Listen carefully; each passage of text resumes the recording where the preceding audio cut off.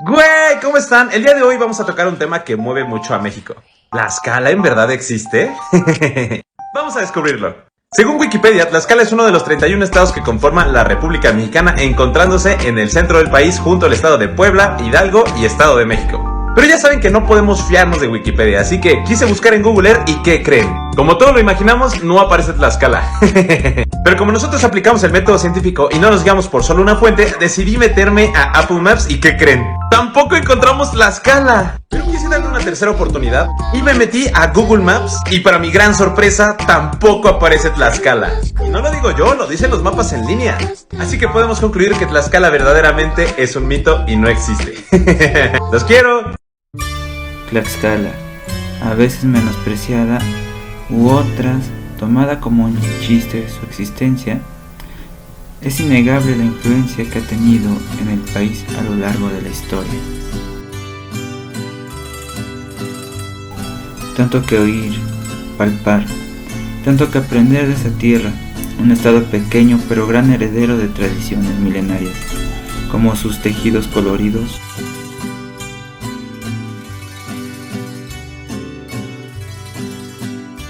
su cariño y respeto a sus vestigios históricos,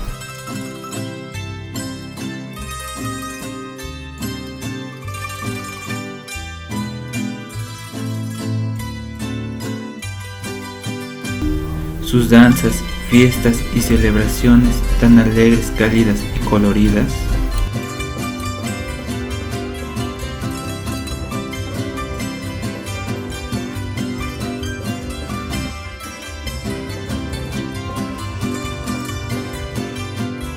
su fervor al pulque, bebida de los dioses. Ahí va un dicho muy bonito: estiro el brazo, encojo el codo y me lo echo todo. Tiene un Ave María, yo no quería. Padre nuestro, qué bueno está es. Ave María, de lo que se gane se vaya a la pulquería y si me sobra para curármela al otro día. Amor y dedicación a la medicina tradicional, aunque esta últimamente se ha visto reducida un poco más, tanto en su práctica como en su uso.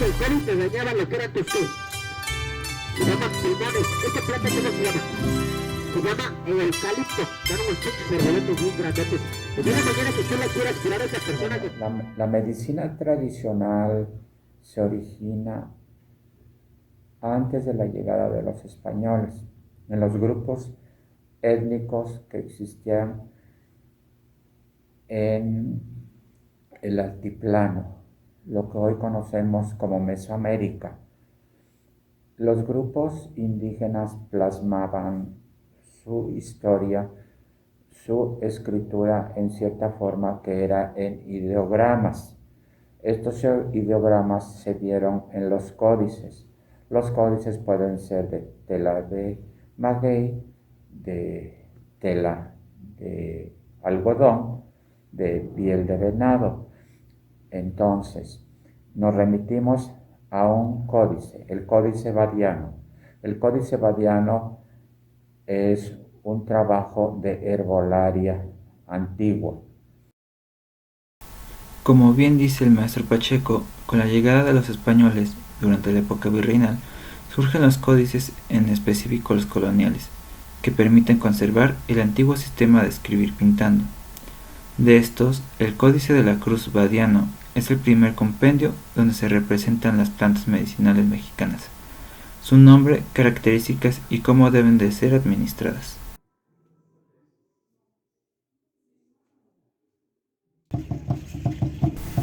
Como herederos de los conceptos de los sistemas médicos precolombinos, muchos pueblos continúan enfrentando el problema de la enfermedad a partir de un conjunto preciso de conceptos, técnicas y acciones que se integran con el resto de los ámbitos de su cultura, para formar un todo coherente.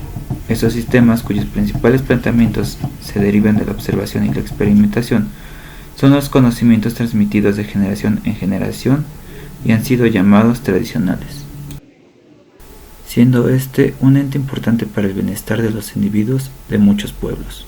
La importancia de que la medicina tradicional se siga preservando, que desde la época prehispánica ya se viene practicando y se ha retomado por muchas generaciones y que ha ido incorporando también especies nuevas que se han introducido pues, de Europa, de otros países, incluso de Asia, por ejemplo, y que pues ahora actualmente se mantienen arraigadas en muchas comunidades y pues que también ya pertenecen a la medicina tradicional mexicana. Pues se debe también a que en muchas comunidades, por ejemplo, no cuentan con recursos suficientes en cuanto a la infraestructura médica, por ejemplo. A veces es bastante complicado conseguir algo para tratar alguna afección.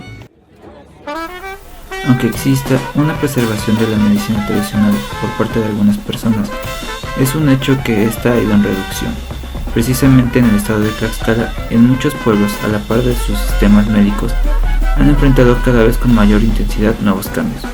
El sistema médico que resultó del contacto entre dos tradiciones médicas diferentes es el antecedente inmediato de la actual medicina tradicional. Sin embargo, hay que señalar que esta no ha permanecido estática, aunque muchos de sus planteamientos, conocimientos y prácticas se originaron en la cosmovisión de los pueblos prehispánicos. El contexto histórico ha puesto los sistemas médicos tradicionales frente a hechos en la cual se ha modificado y adaptado de acuerdo a las políticas gubernamentales de educación y salud, los medios de comunicación, las migraciones, las nuevas formas de trabajo o la lejanía. Ahorita en julio voy a hacer 36 años. 36 años. Ok. Pues yo estaba trabajando como enfermera auxiliar en una clínica aquí en Tlaxcala y ¿cómo se llama?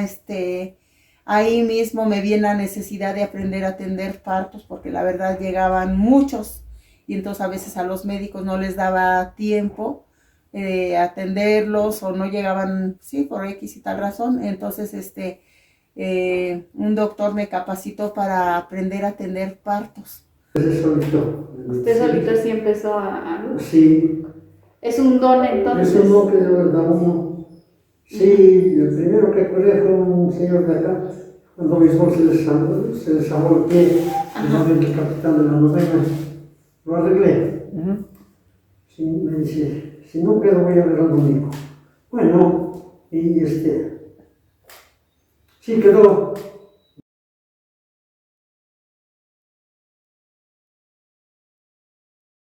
Actualizo cada mes, es mensual y bimensual la capacitación por IMSS y por la Secretaría de Salud. ¿Cómo se llama?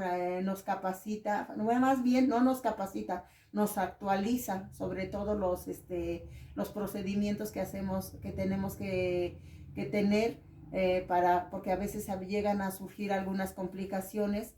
Entonces la Secretaría de CESA y a IMSS le informamos pura planificación familiar, porque también estamos capacitadas para, ¿cómo le diré?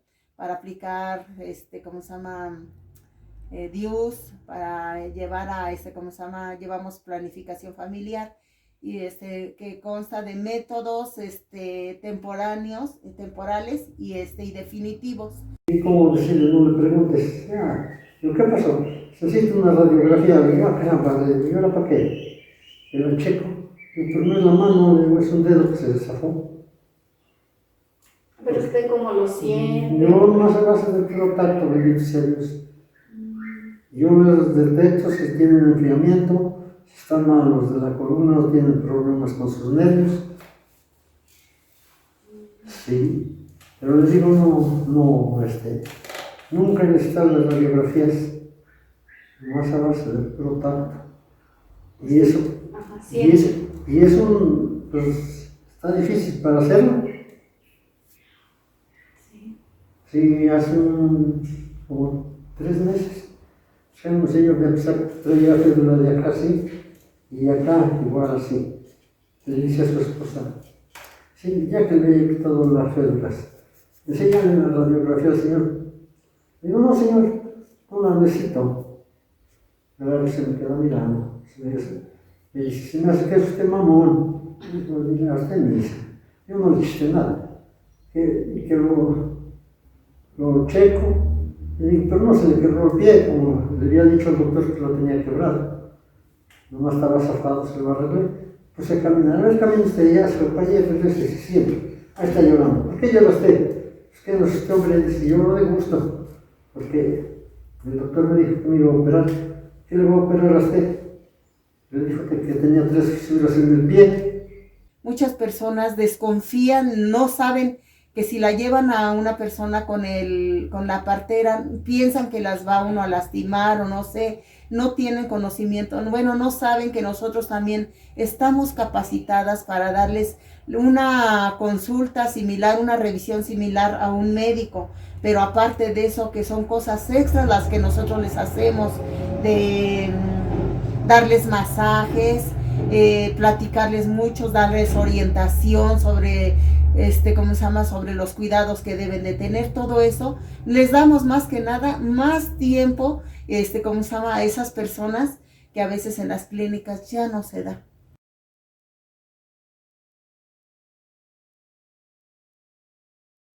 Y principalmente los ginecólogos no están de acuerdo que existan los grupos de parteras, porque siempre nos califican como bueno, todas, algunas, pues sí, algunas compañeritas que nomás, porque hay enfermeras, hay parteras tradicionales y parteras empíricas.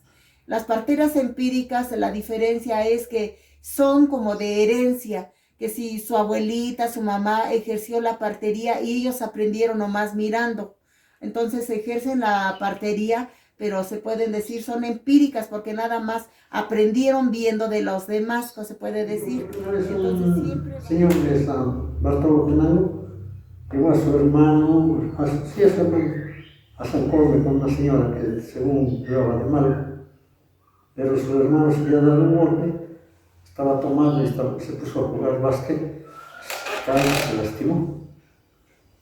Y les decía que estaba embrujado y que ya le faltaba poco para morir. Tal que le sacaron el dinero y no. Y ahí fue con otra y casi concedía lo que le decía una, le decía la otra. Y le dijo, con 3 curadas está listo. Lleva 5, que se enoja el señor. Oiga, esta señora me dijo usted con 3 curadas, se me senté en la puerta. Y tenía cierta gente la señora, ¿ah? Y sí. Y usted, mi hermano, no se compone. Dice, no, dice, es que usted no tiene fe, por eso no se compone. Son cabrones. Pero no debe de ser así. Él le dice, no, si de veras se bruja mi hija, quien se que saca la pistola. Francamente, señor, nomás eso me dedico a engañar a la gente. Dice, no quedó ni uno en su casa, salieron y se lo llevaron para su casa al señor. Y hay un señor que se llama Fabián. Fabián no sé de qué, es de Santa Cruz aquí ahora, pero pasó allá en Bartolo. Dice, vamos a San Simón. Dice, no, nos va a engañar el señor. Vamos. Con decirles que ya ni ventosa le puse. No, ya no era el puro hueso.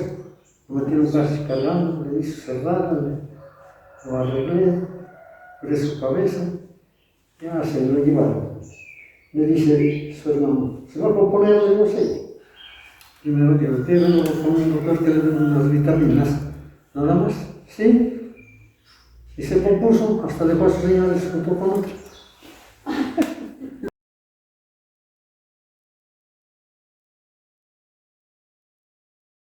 Gracias a Dios, por eso es que estamos certificadas para poder ejercer sin miedo, sin nada de andarnos escondiendo ni nada, porque los mismos papeles que damos nosotros los da el IMSS, los dan las ¿cómo se llama? Las clínicas particulares. Entonces, por eso es la capacitación, por eso nos tiene, ¿cómo se llama? La Secretaría nos tiene consideradas como capacitadas para poder ejercer ¿cómo se llama? El trabajo de la partería, pero ¿cómo se llama? Con ciertos límites que no debemos de rebasar al no ponerse al grado de un médico. Los límites es que ellos dicen que no podemos recetar, que no podemos, no todas, porque en este caso que, por ejemplo, pues yo en mi caso sí quise por eso, porque yo quería pues saber más, ¿cómo se llama? Poder extenderles una recetita, algo que les pudiera dar algún medicamento, pero sin ningún problema. Por eso pues, fue mi importancia de querer terminar una carrera y tengo una cédula profesional.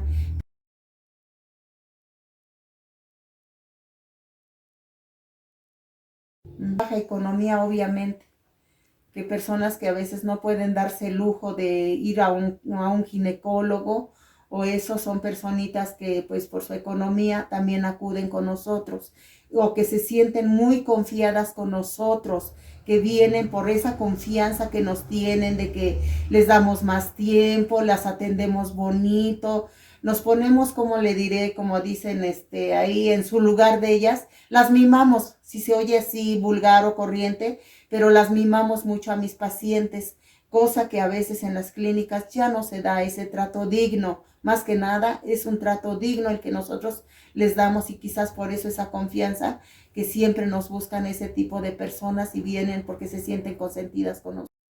Pero también los médicos tradicionales no solo alivian malestares con sus saberes, dones y habilidades, sino que también echan mano de otras herramientas para mejorar el proceso de sanación, como por ejemplo la herbolaria, la cual a su vez se mantiene y crece.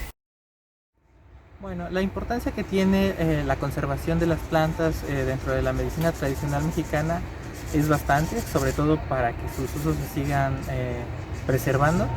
Dentro de muchas comunidades han adoptado a lo largo de todo el territorio nacional algunas metodologías o algunas estrategias para preservar algunas de esas especies.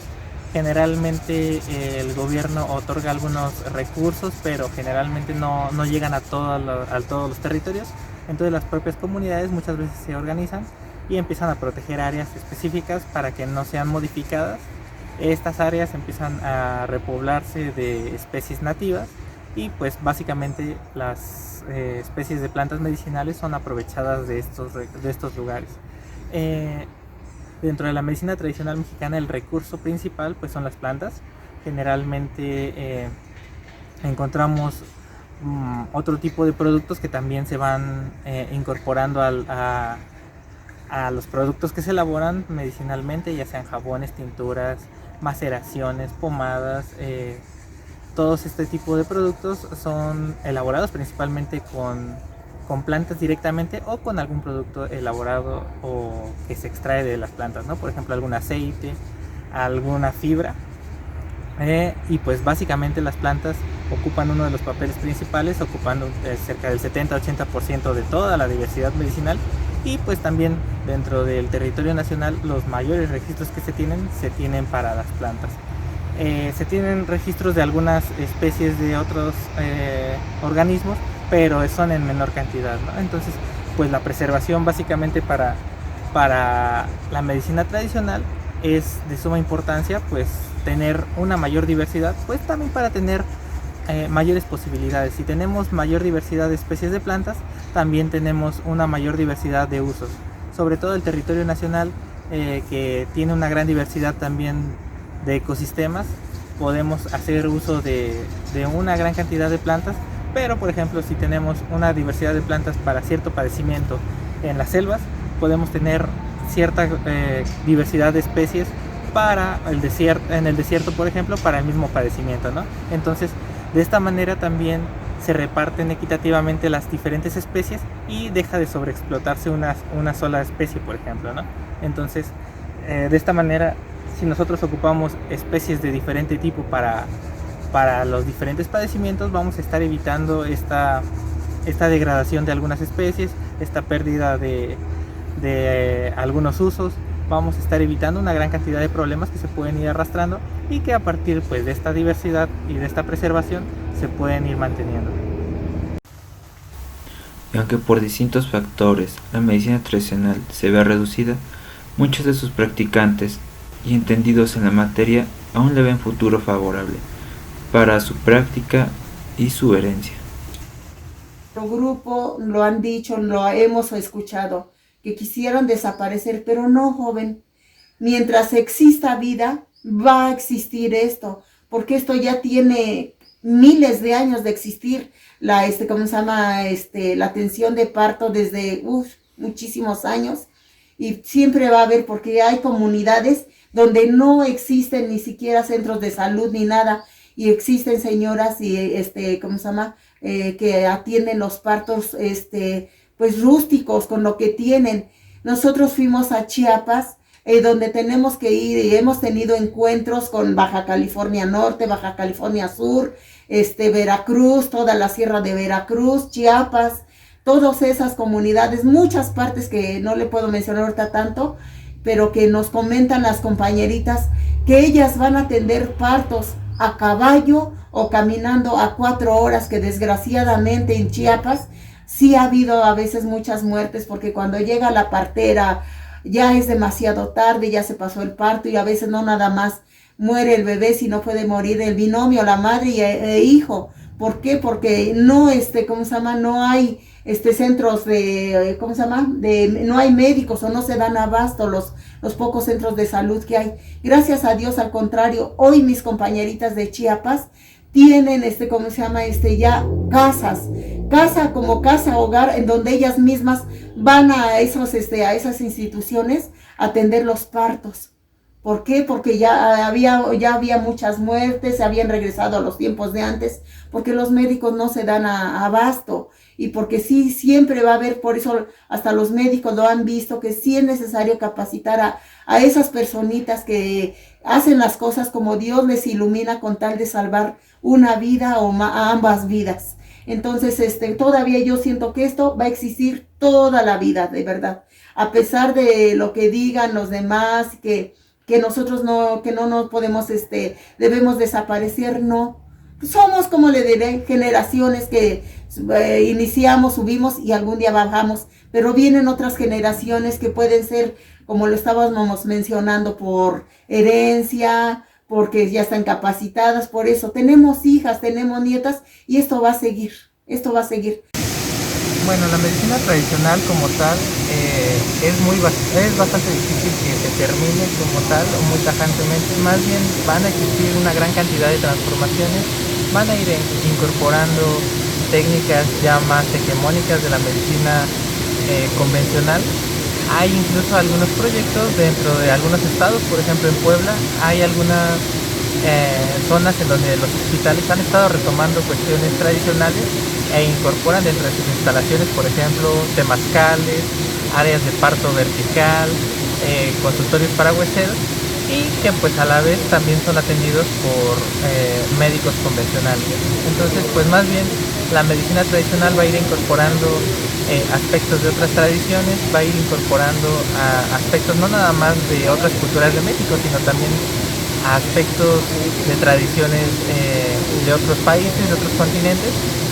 Y pues más que una desaparición como tal, van a empezar a haber algunos aprovechamientos más específicos de algunas plantas, por ejemplo, o de algunos animales o de algunos hongos, porque justamente los estudios también se han enfocado solamente a uno.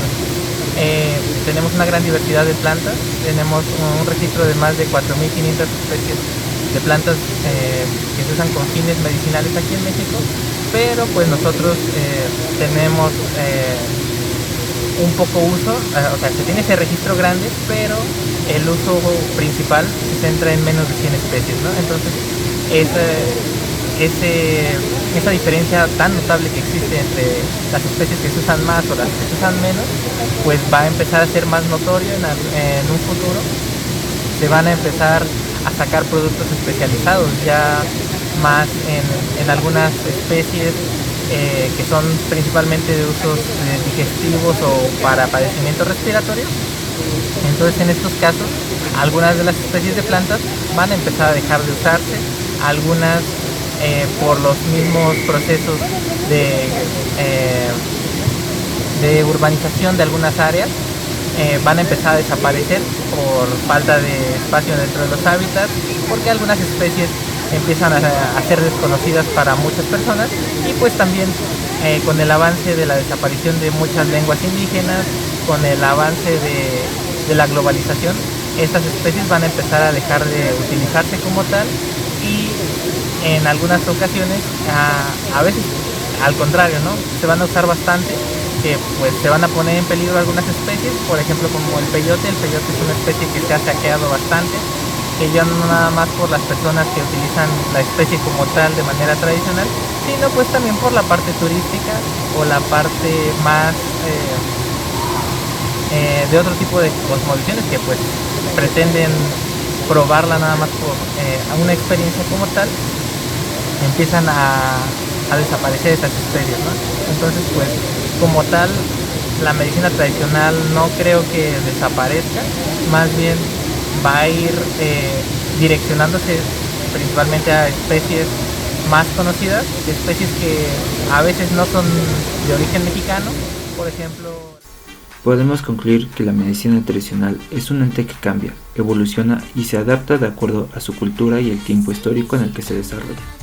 La medicina tradicional como alternativa a la salud es una opción viable por la facilidad con la que se puede acceder a ella, los bajos costos que ofrece y los resultados en la salud de las personas que son vistos de manera inmediata. La extinción de la medicina tradicional en el estado de Tlaxcala, así como de los médicos tradicionales, nunca podrá observarse, ya que si estos desaparecen, también desaparece la identidad de la comunidad en la que se desarrolla, puesto que son alma y figura principal de bienestar y unión para muchos pueblos y las personas que habitan dentro y fuera de estos lugares.